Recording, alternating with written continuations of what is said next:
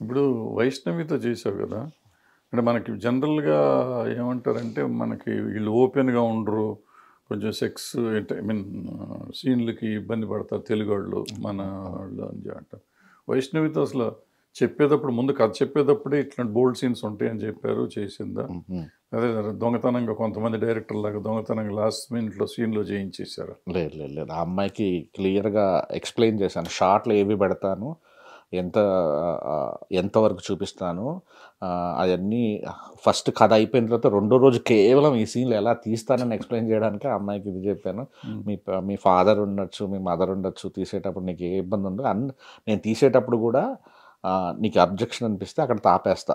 ఆపేసి కానీ నేను నీకు 2, 3 ఆప్షన్స్ ఇస్తాను. ఆ షాట్ ఎలా తీయాలని. సో, నువ్వే సెలెక్ట్ చేసుకో. ఇవన్నీ ప్రామిస్‌లు చేసి ఆహ్, వదిలాను. ఎందుకంటే నాకు తెలుసు సగంలో ఆ అమ్మాయి నేను చెయ్యనంటే అసలు కథే దాని మీద అయినప్పుడు. అవును. సో, అవును. సో, ఆ అమ్మాయితో కంఫర్టబుల్‌గానే లేదు. సో, మన తెలుగు వాళ్ళు కంఫర్టబుల్‌గా చేస్తారు. నా ఉద్దేశ్యం ఆ అమ్మాయిని తక్కువ చేయటం, నిన్ను తక్కువ చేయటం కాదు. హ్మ్. అంటే మనం జనరల్‌గా ఏంటంటే తెలుగు వాళ్ళు చెయ్యరు సార్, రారు సార్, మనకి రారు. తెలుగు వాళ్ళకి ఏదో ఉంది, ఏదో ఉంది, ఏదో ఉంది అంటారు. భయం కొంతమందికి ఎక్స్‌పోజర్ ఉంటుందని. అవును. అది ఈ సీన్స్ ఇట్లా ఉంటాయని. హ్మ్. సో, వైష్ణవి బాగా చేసింది కదా! చాలా బాగా చేస్తుంది. అంటే మనోళ్ళకి ఇంకా లోపల బ్రెయిన్‌లో కొన్ని ఉన్నాయి సార్. యాక్చువల్లీ సీరియల్‌లో చేసినోళ్ళతో అది పెట్టుకోరు. బోగస్ అది. చెల్లెలి క్యారెక్టర్‌లు చేసినోళ్ళని పెట్టుకోరు. ఫ్రెండ్ క్యారెక్టర్ చేసుకొని పెట్టుకోరు. అవును. అంటే ఇప్పుడు వైష్ణవి అన్నీ చేసింది.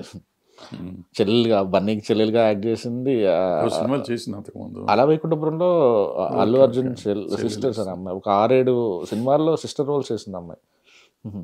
అర్జున్ అంటే గుర్తొచ్చింది. అర్జును, చిరంజీవి గారు వీళ్ళంతా నీకు ఆల్మోస్ట్ ఫ్యామిలీ మెంబర్స్ లాగానే కదా! వాళ్ళతో ఎప్పుడు సినిమా చేస్తున్నాము. వాళ్ళు ఇవ్వాలి సార్ ఛాన్స్. అంటే ఇక వాళ్ళ దృష్టికెళ్ళటమే వాళ్ళు అన్ని ఫంక్షన్‌లకి నీకు ఆళ్ళే ఉంటారు కదా! లేదు. అంటే నాకు బేసిక్‌గా అంత స్టార్స్ డైరెక్షన్ చేయాలి అనే మైండ్ సెట్ లేదు సార్ యాక్చువల్లీ. అంటే నాకు చూసాను కదా! నేను మామూలుగా వాళ్ళు సెట్‌లోకొస్తేనే ఒక చిన్న వేరే అట్మాస్ఫియర్ ఉంటదసలు. అట్మాస్ఫియర్ సో, మారిపోతుంది. సినిమా మన చేతిలో ఉండదనే ఒక భయమైతే ఉంది. కానీ మా ప్రొడ్యూసర్ ఒప్పుకోవట్లేదు. నెక్స్ట్ సినిమా ఎవరినో ఒకరిని హీరోని తీసుకొస్తే నువ్వు చేయాల్సిందే అంటున్నారు. చూడాలి. కాదు ఇట్లా కొన్ని నిజాలు బయటికి మాట్లాడితే నీకు ఇబ్బంది ఉండదు. ఏముంది సార్ ఇబ్బంది. నాకు సంపూతో సినిమా చేయడం వచ్చు. మళ్ళీ చేసుకుంటా. అట్లా కాదు కదా! ఇప్పుడు మనం ఒకసారి డైరెక్టర్ అయిపోయినాక, సక్సెస్ ఒకసారి వచ్చినాక, అవును. ఇంకా పైకి, ఇంకా పైకి, ఇంకా పైకి అసలేం వెళ్ళాలనుకుంటాం లేదు కదా! సార్. కథలు చెప్పాలనే కోరికుంటది. రిలీజ్ హిట్లు కొట్టాలని కోరికుంటది కానీ, పైకి వెళ్ళాలన్న కోరికేం లేదు. సినిమా తీయటము, ఆ ప్రాసెస్, రిలీజ్ ఇదే అదే అంటే అల్టిమేట్‌గా ప్యాషన్, తృప్తిస్తుంది ప్యాషన్, అంతే. ప్యాషన్ ఉంటే ప్యాషన్ చాలు. కడుపు నిండితే చాలు. చాలు. ఈ మధ్య ఫేస్‌బుక్‌లో నీది ఒక పెద్ద కథ చూసా. కథ కాదు. ఈ ఏమంటారు? కృతజ్ఞత. హ్మ్. కృతజ్ఞతా భావాలు ఉండట్లేదు జనానికి అది ఇది అని చెప్పి. ఎవరినైనా అంత హర్ట్ చేసావు? అంత పెద్ద పోస్ట్ పెట్టావు. ఎప్పుడు సార్ ఇది? ఈ మధ్య ఏదో పెట్టావు. మనిషిని గౌరవించి మనం ముందుకు తీసుకెళ్ళినాక వాళ్ళు మళ్ళీ చేయరు. ఫర్ ఎగ్జాంపుల్ సంపుకి నేను చేసి అది సంపుది కూడా ఎగ్జాంపుల్ పెట్టావు. యాహ్! అంటే అతను ఏం చేశాడని కాదు పాపం. హ్మ్. ఇట్లా చేశాను అతను రివర్ట్ అవ్వకపోవచ్చు. అటువంటిది ఏదో సంథింగ్ ఏదో ఉంది దాంట్లో పూర్తిగా. మేబీ కలర్ ఫోటో టైంలోనే పెట్టుంటానేమో. కలర్ ఫోటో ఇప్పుడు టైంలో వచ్చింది అది అది. మీకు ఎప్పుడు కనిపించుంటాయి. ఆ కలర్ ఫోటో టైంలో చాలా ఫ్రిక్షన్ జరిగినాయి సార్ బాగా. అంటే అందరి మధ్యలో. ఆహ్, అంటే ఆ సినిమా నేను అనుకోవడం అది నా కథ. నేను చాలా మనసు పెట్టి ఆ సినిమా తీయటం అనేది నాకు చిన్నప్పటి నుంచి ఒక డ్రీమ్ ఉండేది. నేను ఎంత ఫేస్ చేశానో ఆ నల్లగా ఉండటం గురించి, ఆ సింగిల్ సైడ్ లవ్‌లో పెయిన్ తాలూకు. ఆ టైంలో అందరితో నాకు ఆ టీమ్ మొత్తం ఒకటయింది. నేను ఒకడిని అవ్వాల్సొచ్చింది. కానీ బట్ ఆ సినిమాని చివరి వరకు మోసుకెళ్ళింది నేనొక్కడినే. డౌట్ లేదు. నేను ఎంతో కొంత బన్నీవాస్ గారు. సో, ఆ టైంలో ఏదో ఆవేశం వచ్చి పెట్టేసుంటాను అంతే. ఇట్లా పెద్ద మెసేజ్ ఉంది. అంటే ఆ! మనం ఎవరికైనా ఏదైనా చేస్తాం కానీ వాళ్ళు మనల్ని అంత బాధ పెట్టొచ్చు అనేది సంథింగ్ దాని అర్థం నాకు సింపుల్గా. ఉండొచ్చు. అంత బాధ ఎవరు పెట్టారు, ఎందుకు పెట్టారు అని డౌట్ వచ్చింది. మొన్న ఆ రోజే ఫోన్ చేద్దాం అనుకున్నా. హ్మ్. తర్వాత మళ్ళీ ఎందుకులే అని చెప్పి చేయలే. నాకు అంటే అది గ్రాటిట్యూడ్ అనేది సంపు ఒక్కడిలోనే నాకు బాగా తెలుస్తుంటది సార్. ఇప్పుడున్న వాళ్ళలో కూడా ఈ బేబీలో చేసిన వాళ్ళలో వచ్చిన ఉంటది కానీ అలా ఎక్స్పెక్ట్ చేయడం కూడా కదా. ఒక్కసారి నాకు అసలు నువ్వు ఎవరితో గ్రాటిట్యూడ్గా ఉన్నావురా, విఎన్ఐహెచ్ గారి కన్నా గ్రాటిట్యూడ్గా ఉన్నావా లేదా అసలు అని ఒక్కసారి చెక్ చేసుకుంటా. అట్లా ఆయనే మామూలు కలవడం విష్ చేయడం తప్ప. ఎండ్లో పెట్టాలి నాకు నేను మాత్రం అట్లా ఉన్నానా లేదా అని ఒక లైన్ పెట్టాలి. అయితే ఏంటంటే మనం సినిమాలు చేయటం అంటే మనం అందరం అంటే మెజారిటీ ఓ ప్యాషన్తో వస్తాం ఇక్కడికి. వచ్చినాక ఎవరికి చేశారనేది ఇక్కడ మనకేం తెలియదు. ఓ నీ కథ అద్భుతం అయ్యి ఉండొచ్చు, లేకపోతే వాడి పెర్ఫార్మెన్స్ అద్భుతం అయ్యి ఉండొచ్చు, లేకపోతే డైలాగ్ రైటర్ది డైలాగ్ ఉండొచ్చు, డైరెక్టర్ చేసిన ఎగ్జిక్యూషన్ అయ్యి ఉండొచ్చు. ఏది వచ్చిందో కానీ మొత్తానికి టీం వర్క్ సక్సెస్ అవుతుంది. అయిన తర్వాత ఎవరికుంటారు, ఎవరి చదువు ఆ సాగు వాడి వస్తూ ఉంటారు. అంతే సార్. సో ఇప్పుడు మనతో కలిసి ఉంటారా, కలిసి ఉండరా, వెళ్ళిపోయారా, మనం దాన్ని ఆలోచించడం అనేది వేస్టే నా పాయింట్. ఉండాలి అనేది మానవత్వం, హ్యూమన్ థింకింగ్. కానీ వాళ్ళు ఉన్నారా లేరా అని ఆలోచించామంటే మన క్రియేటివిటీ చచ్చిపోతుంది, అనవసరం. మనం చాలా క్రియేటివ్గా ఆలోచించకపోతే నువ్వు ఆ 4 కథలు చేయలేవు. అంత క్రియేటివ్గా ఆలోచించే మనిషి ఇటువంటి ఆలోచించకూడదు అసలు. ఆడు ఉంటే ఉన్నాడు, పోతే పోయాడు. ఇటుగా ఇందాక చెప్పావే, ఆడు ఎవడు చేయకపోతే మళ్ళీ సంపూగా ఇంకో సంపూని పుట్టిస్తా. That is the spirit.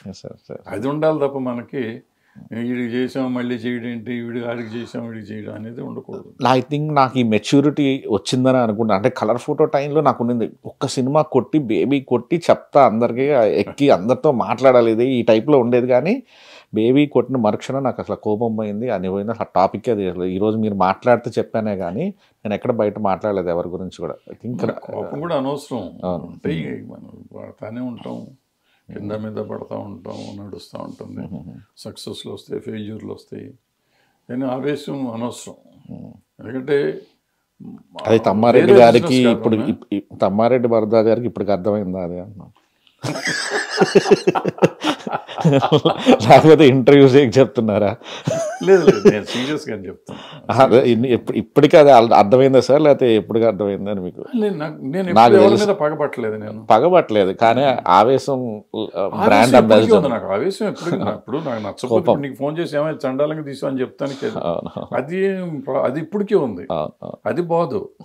So నేను నాటకంగా నీకు ఫోన్ చేసి ఇప్పుడు మొన్న బీబీ సక్సెస్ ఇచ్చినాక నెక్స్ట్ ఏదో ఫెయిల్యూర్ ఇచ్చాను, లేదా అదిరిపోయింది ఏం తీసావయ్యా అని నేను అటువంటి చేయలేదు. మీరు చేయలేరు కూడా, ఇంపాసిబుల్.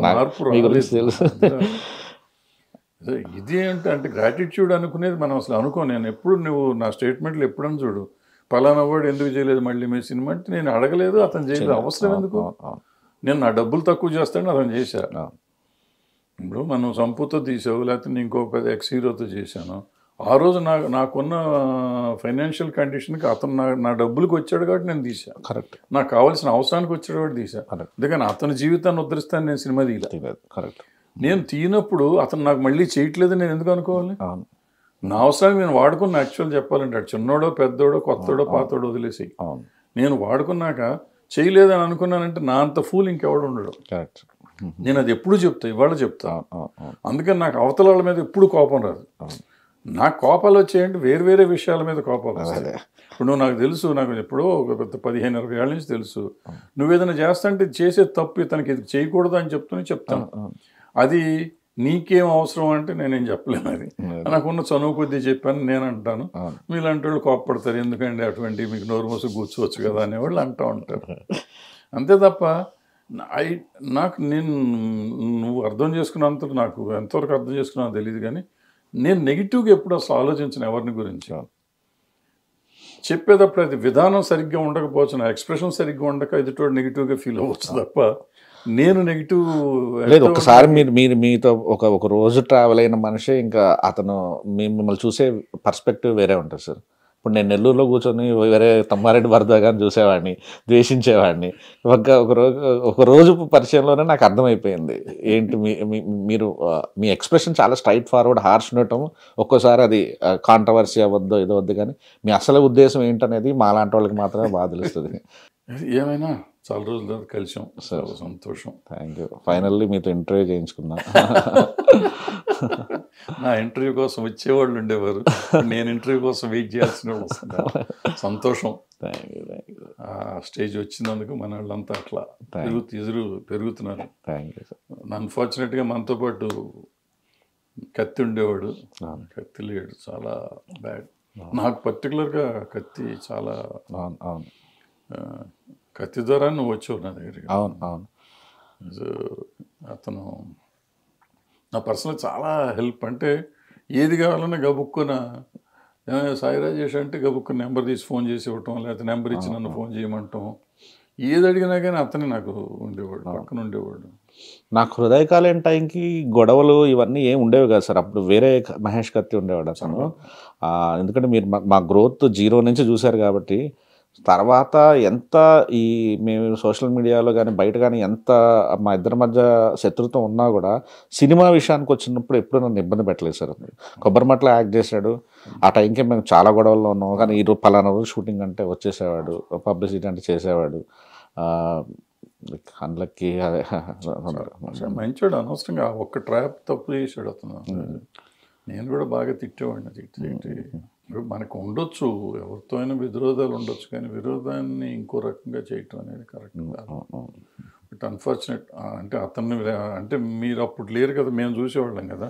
అవతల నుంచి అంత ప్రెషర్ ఉండేది అతనికి, అంత హింస పెట్టారు. ఆగలేము, మనిషి ఆగలేనంత ప్రెషర్ పెడితే ఎవరిదైనా అంటే తలుపేసి కొడితే తిరగబడుతుంది అన్నట్టు.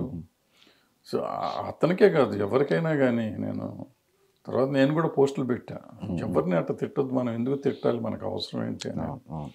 తిరగబడడం అంటే అనవసరమైన ఇది కదా, జరగకూడదు. భవిష్యత్తులో ఎటువంటివి ఉండకూడదు. But we last a great friend.